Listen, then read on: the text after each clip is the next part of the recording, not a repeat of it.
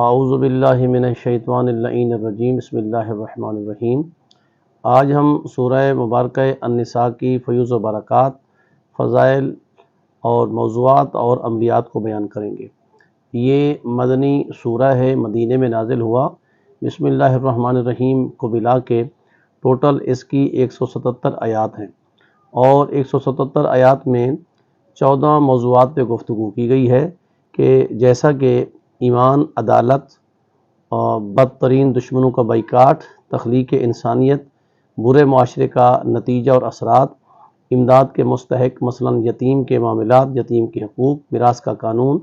شادی بیاہ کے قانون، ضوابط، اموال کی حفاظت، خاندان کی حفاظت اور بہبود آبادی کا پروگرام، ایک دوسرے کے حقوق اور ذمہ داریاں،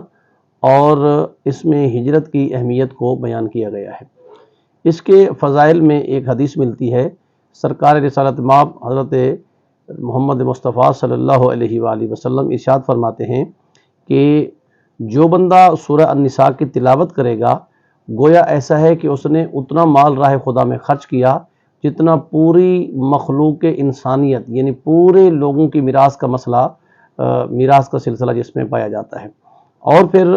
امام جعفر صادق علیہ السلام ارشاد فرماتے ہیں کہ اس سورت کے آغاز میں نسل انسانیت کا آغاز، یعنی نسل انسانیت کیسے آگے بڑھی، حضرت آدم علیہ السلام اور حضرت حوا کی اولاد کا تذکرہ بیان کیا گیا ہے۔ یہاں ایک واضح ترین جملہ جو بیان ہوا ہے وہ یہ ہے کہ کچھ علماء عامہ کے نزدیک یعنی اہل سنت علماء کے نزدیک نسل انسانی کا سلسلہ ایسے آگے بڑھا کہ حضرت آدم علیہ السلام کی اولاد میں سے جڑواں یعنی ایک بیٹا اور ایک بیٹی پیدا ہوتے تھے، جب وہ جوان ہوتے تو ان کا نکاح کر دیا جاتا، پھر اس سلسلہ یہ آگے بڑھا ہے۔ جب یہی سوال امام جعفر صادق علیہ السلام سے کیا گیا تو میرے مولا ارشاد فرماتے ہیں کہ ایسا نہیں ہے، بلکہ پاک پیغمبر کی حدیث ہے، سرکار فرماتے ہیں کہ نسل انسانیت ایسے بڑھی کہ اللہ نے آدم علیہ السلام کو 4 بیٹے عطا کیے، ایک کا نام قابیل تھا، ایک کا نام حابیل تھا، ایک کا نام شیس ہے، ایک کا نام یافس ہے۔ پہلے 2 بیٹے پیدا ہوئے تو قابیل نے حابیل کو قتل کر دیا، وہ سلسلہ وہیں رک گیا۔ اب اس کے بعد جب اللہ نے حضرت آدم علیہ السلام کو 2 بیٹے عطا کیے، ایک کا نام شیس رکھا، ایک کا نام یافس رکھا۔ شیس اور یافس جب یہ جوانی کے عالم میں پہنچے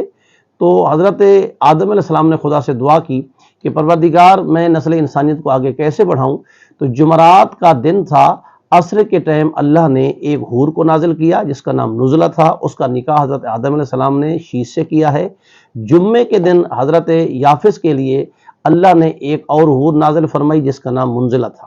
اللہ نے اس کا نکاح جو ہے آدم علیہ السلام سے کرایا۔ جب یہ سلسلہ آگے بڑھا تو شیس کو اللہ نے بیٹا عطا کیا، یافس کو اللہ نے بیٹی عطا کی۔ جب یہ جوانی کے عالم میں پہنچے تو ان کا نکاح کر دیا گیا، اور چونکہ کزن کا نکاح پہلے بھی جائز تھا، آج بھی جائز ہے اور قیامت تک جائز رہے گا۔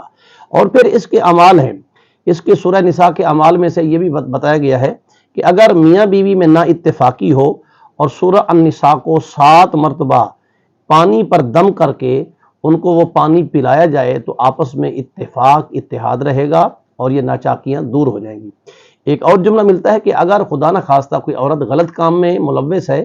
تو اس کو سورہ نساء زعفران سے اور گلاب سے لکھ کر اس کا پانی پلایا جائے تو عورت اس برے کام سے باز آ جائے گی۔ اور پھر فرماتے ہیں کہ اس کا نقش ہے خود لکھا جائے یا کسی عامل سے لکھوا کے اس کو بھی اس کا پانی پلایا جائے تو خدا بند عالم اس کی بدولت 2 میاں بیوی کے درمیان صلح بھی کرا دے گا، اور اگر کوئی خاتون برے کاموں میں ہے تو اس سے وہ خاتون رک جائے گی۔